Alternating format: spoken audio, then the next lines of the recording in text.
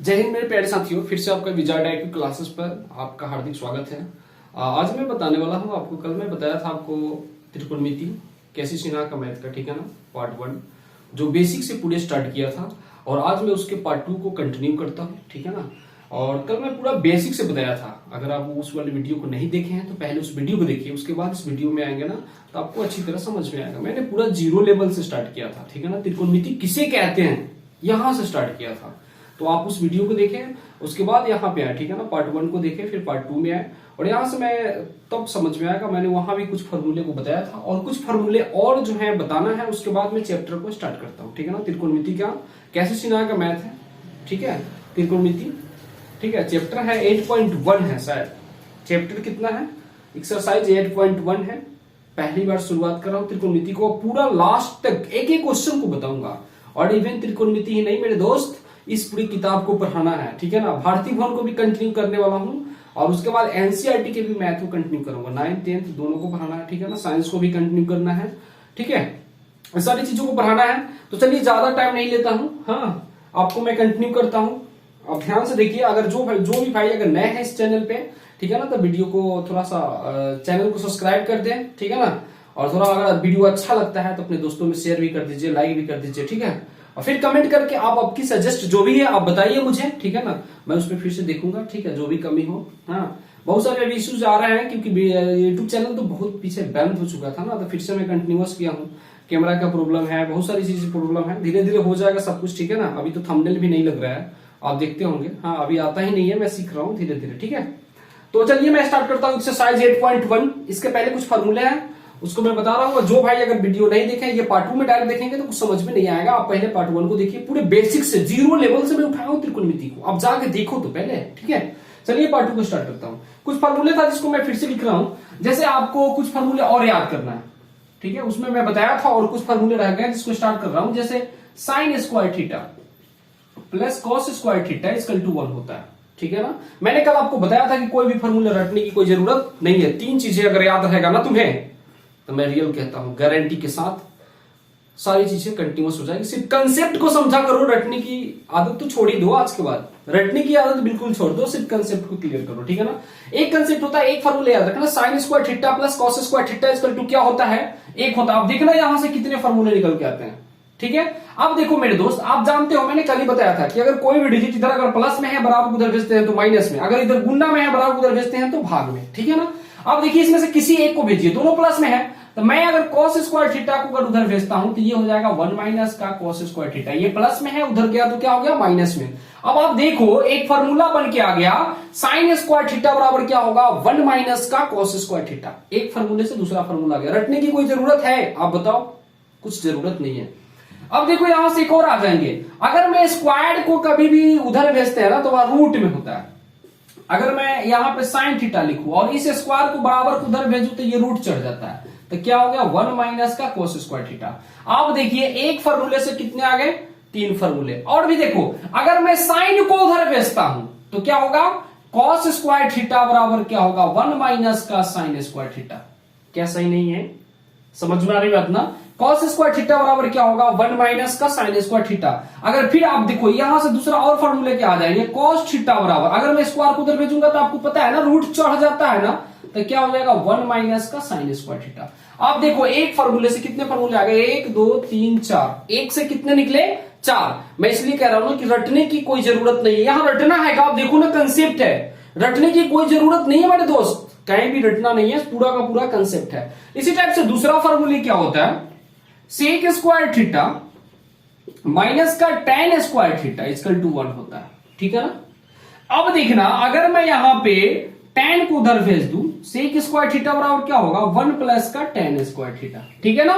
अच्छा एक बात देखो, अगर स्क्वायर को उधर भेजूंगा तो आपको पता है ना रूट चढ़ता है, ये स्क्वायर हटा दो तो सेक थीटा बराबर क्या होगा? रूट अंडर 1 प्लस का tan स्क्वायर थीटा, ठीक है ना। ये सारी चीजें समझ में आ रही बात हो आपको? एक से कितने बन के आ रहे हैं।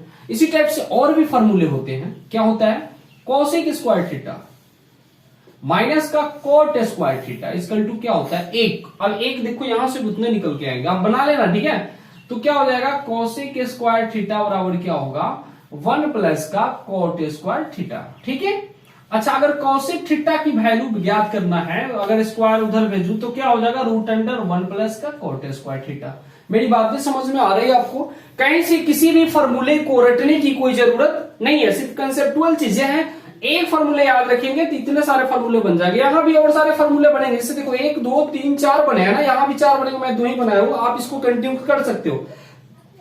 आप यहाँ पे सेक उधर भेज दोगे, टैन किधर रख सकते हो, कोई दिक्कत नहीं है, समझ रहे हैं ना मेरी बात को। या आप टैन को उधर भेज दीजिएगा, अब 1 को इधर ला सकते हैं, तो आपके पास क्या हो जाएगा, टैन स्क्वायर थीटा बराबर हो जाएगा सेक स्क्वायर थीटा माइनस का 1। मेरी बातें समझ में आ रही है आपको?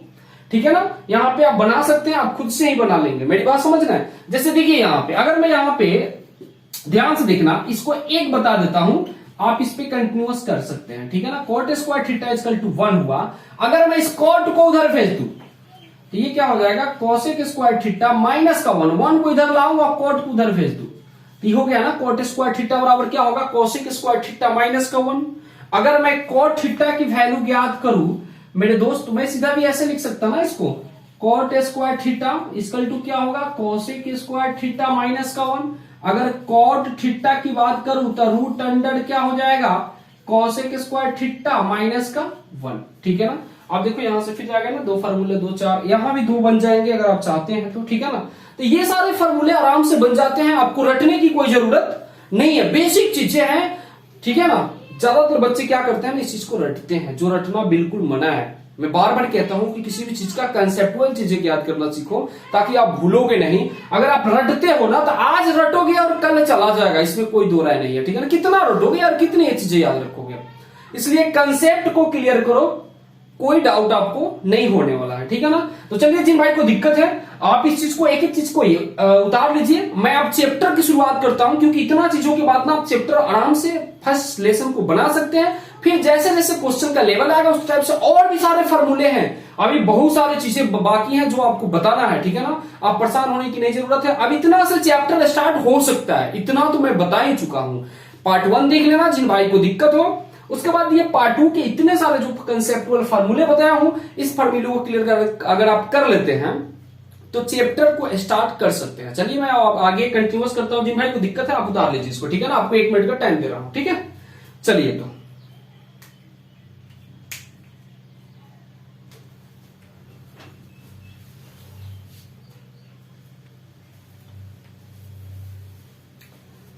दिल दिया है जान भी देंगे ऐ सनम तेरे लिए,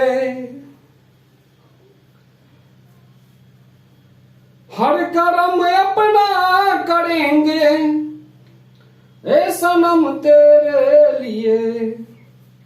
हाँ सर जी, इसको मिटा दो भाई, हो गया सबका। चलिए तो मैं मिटाता हूं, ऐसे गाते रहता हूं, आप परेशान नहीं होना मेरे दोस्त, ये मेरी आदत हो चुकी है, ऐसे कुछ कुछ गाते रहता हूं। तो मैं अब मिटाता हूं आपको। अब ये चीजें जो भी भाई अब उतार लिया ना, अब उसको उतार लो। अब मैं चैप्टर की शुरुआत करता हूं, ठीक है ना। ध्यान से देखना मेरे दोस्त, एक एक चीजें देखना। वीडियो अगर समझ में नहीं आया ना तो फिर जो कहेगा वो मान लूंगा। चलिए मिटाता हूं इसको।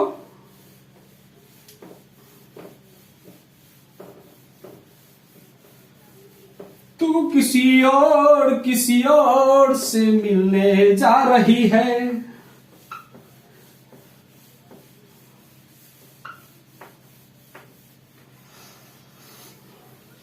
चलिए अब मैं आपको बता रहा हूं। एक्सरसाइज 8.1 है, मैंने बताया था कैसी सीना का मैथ है। एक्सरसाइज क्या है, 8.1, ठीक है। पहला चीज क्या करना, मैंने कल बताया था आपको एक बात है, right angle triangle. Right angle triangle मतलब क्या, समकोण त्रिभुज। इसको क्या कहते हैं, बेस कहते हैं, मतलब क्या, आधार कहते हैं। और इसको क्या कहते हैं, कर्ण कहते हैं, मतलब हाइपोटेनियस कहते हैं। इसको आधार कहते हैं और इसको लंब कहते हैं। लेकिन कब कहते हैं ये बात याद रखना। इसको P से रिप्रेजेंट करते हैं, इसको B से रिप्रेजेंट करते हैं और इसको H से रिप्रेजेंट करते हैं, ठीक है ना। समकोण त्रिभुज किसे कहते हैं, कल मैं पढ़ाया था, जिस त्रिभुज का कोई एक कोण 90 डिग्री हो उसे समकोण त्रिभुज कहते हैं, ठीक है। अब इसमें पहला चैप्टर है आपका, इसमें वैल्यू भी दिया हुआ है। इसमें क्या क्या दिया हुआ है आपकी किताब में, 3 4 5, ठीक है ना। पहला क्वेश्चन कह रहा है, अब यहां पे देखना थोड़ा सा ध्यान से, क्वेश्चन है साइन सी। दूसरा क्या कह रहा है, साइन ए, ठीक है। तीसरा कह रहा है कॉस सी, ठीक है। चौथा कह रहा है tan सी, ठीक है ना। ये देखिए क्वेश्चन तो इस पे नहीं आ रहा है, मैं आपको क्वेश्चन रखा हूं लिख के, वहीं से मैं देख के बता दे रहा हूं आपको। tan सी, फिर cos a, और छठा कह रहा है, क्या कह रहा है, tan a। आप ध्यान से देखना इस बात को, इसकी वैल्यू निकलना है। कल मैं आपको पढ़ाया था साइन की वैल्यू क्या होता है, साइन थीटा बराबर होता है p/h, ठीक है ना। cos थीटा बराबर होता है b/h, और tan थीटा बराबर होता है p/b, ठीक है ना। ये बातें मैं कल आपको बताया था मेरे दोस्त। अब ध्यान से देखना, इसको p कहते हैं, इसको b कहते हैं, और इसको h कहते हैं। अब देखना एक और बात यहां फंस जाता है, ये थीटा एंगल है, ठीक है ना। अगर मैं थीटा एंगल को लेता हूं, जिस एंगल को लेता हूं ना, वह क्या होता है, आधार होता है, याद रखना। अब यहां पे देखना, मैं यहां पे कहीं भी थीटा नहीं दिया हुआ है, साइन सी, साइन ए, मतलब एंगल को ले रहा है, ठीक है ना। अब यहां पे देखिए साइन सी लिया हुआ है, तो साइन थीटा बराबर क्या होता है, आप पढ़े हुए हैं ना, क्या होता है, p/h होता है। एक बात याद रखना, जिस एंगल को अगर लिया जाएगा ना, दो एंगल बच गया ना, एक थीटा और एक ये, ठीक है ना, एक सी एंगल और एक ये एंगल, ठीक है ना। इस दोनों में जिसको लिया जाए ना, उसके सामने वाली भुजा क्या होती है, आधार हो जाता है, ठीक है। अगर जिसको लेते हैं उसके सामने वाली भुजा क्या होती है, आधार होता है। अगर मैं साइन सी को ले रहा हूं तो ये वाला भुजा क्या होगा, आधार हो जाएगा, याद रखना। जिसको ले रहा हूं एंगल को, वह सामने वाली भुजा क्या होती है, आधार होता है। अगर मैं सी को ले रहा हूं तो ये वाला आधार होगा, तो साइन थीटा बराबर, अगर ये आधार है तो ये लंब होगा, ठीक है। यही दो ही चेंज होता है, ये तो कभी चेंज नहीं होता। अगर मैं इसको लेता हूं तो ये सामने वाली भुजा आधार होगा, तो ये लंब होगा, और ये कर्ण होगा।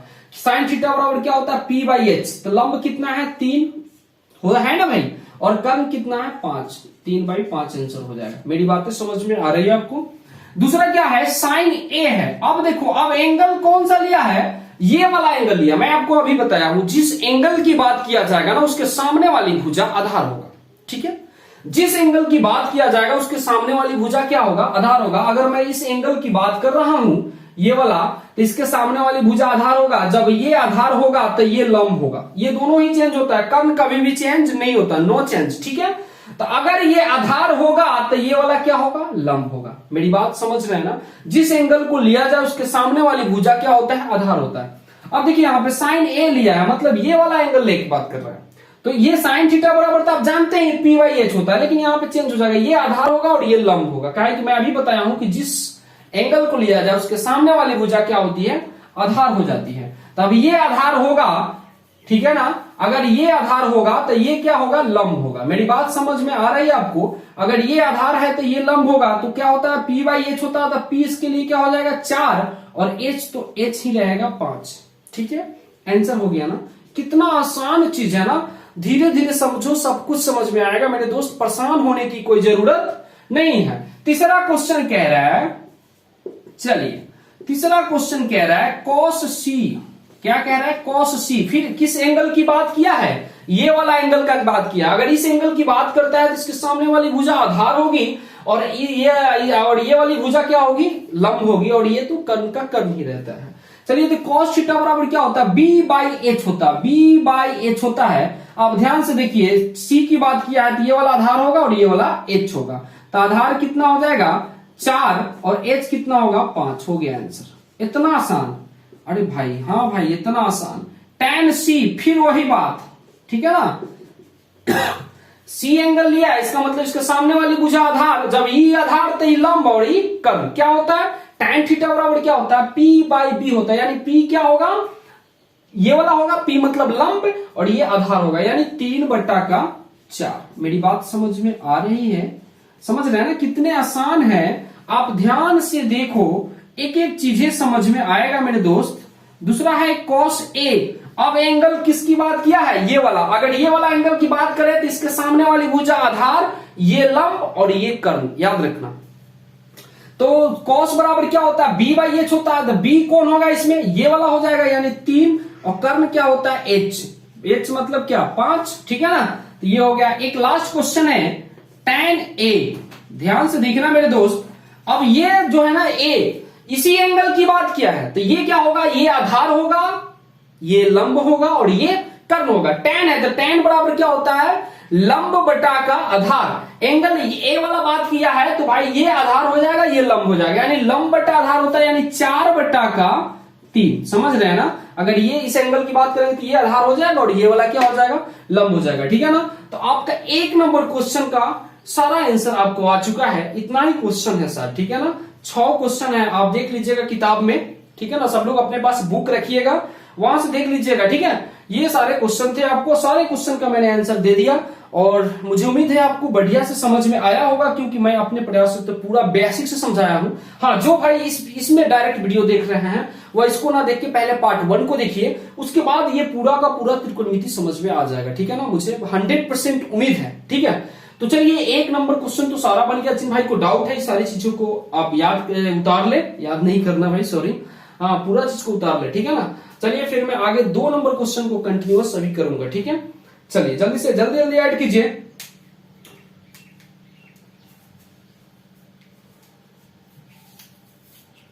जिंदगी खफा खफा और तुम दिल मिलाने की बात करती है। तो चलिए, ये सभी लोगों को हो गया, मुझे उम्मीद है हो गया ही होगा। हाँ, उतार लिए सब लोग। चलिए, तो मैं इसको अब मिटाता हूं।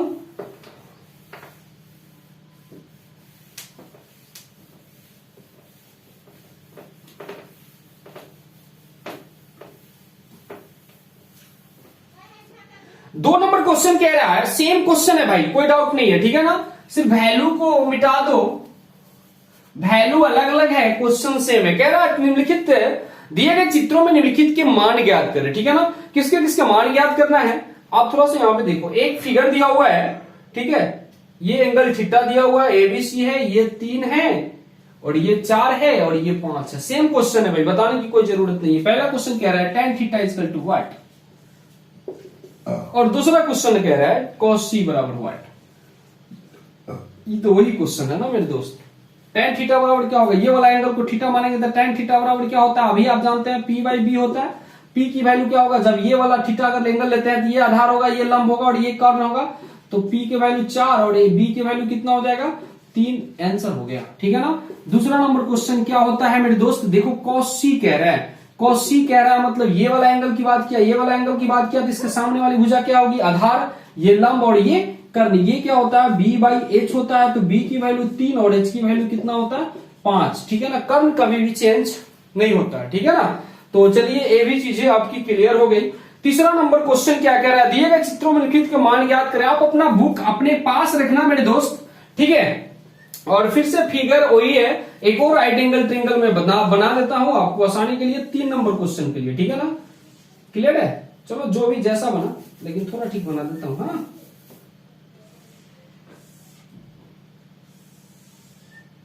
चलिए फिर से नामकरण कर देता हूं, इसका एबीसी मान लेता हूं। क्या क्या कह रहा है इसमें, ये वाला एंगल थीटा है, ये 12 है, ये 13 है और ये 5 है। मेरे दोस्त अगर इस एंगल से चलेंगे तो आपको पता है ना क्या क्या बातें होगी। इस एंगल की बात करूंगा तो ये वाला आधार होगा, ये लंब होगा और ये कर्ण होगा। मेरी बात समझ में आ रहा है। पहला क्वेश्चन क्या है कि साइन थीटा की वैल्यू ज्ञात करना है। 3 नंबर क्वेश्चन है, साइन थीटा की वैल्यू ज्ञात करना। जब ये थीटा एंगल लेंगे तो इसके सामने वाली भुजा आधार और ये लंब और ये कर्ण। ठीक है, तो साइन थीटा बराबर होता है p बाई एच। p क्या होगा, ये तो इस एंगल से चल रहा हूं ना, थीटा थीटा, ये एंगल ले रहा हूं तो ये वाला आधार होगा, ये वाला लंब होगा, यानी 5 बट्टा का 13 आंसर हो जाएगा इसके 1 नंबर का।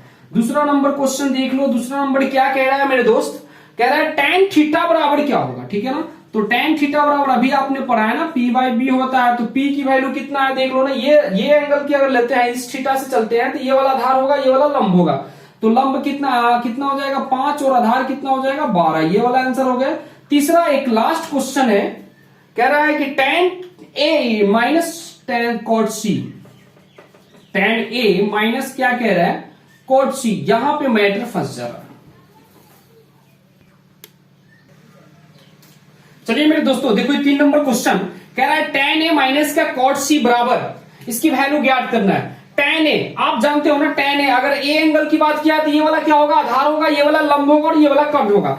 tan a बराबर क्या होता है, p बाई बी होता है, माइनस का cot c, कॉट सी। अब देखो ना ये यहाँ मतलब बातें चेंज हो रही है। यहाँ पे इस एंगल की बात कर रहा है, अगर इस एंगल की बात करेगा तो ये वाला सामने वाली भुजा आधार, ये लंब और ये कर्ण, ठीक है ना। यहाँ कॉट में चेंज हुआ, देखो तो ये वाला क्या होता है, b/p होता है। एक बात देखना मेरे दोस्त, अब यहाँ पे देखो tan a की बात कर रहा हूं, यहाँ पे बड़ा कंफ्यूज करेगा, एक एक बातें समझना। यहाँ पे tan a की बात कर रहा हूं तो tan a की बात करूंगा तो p होगा, ए एंगल से लिया तो p कौन होगा, ये मैं बोला जिस एंगल को लूंगा उसके सामने वाली भुजा आधार होगा, तो ये वाला जब आधार होगा तो ये वाला लंब होगा, यानी p कौन होगा 5 होगा, ठीक है ना।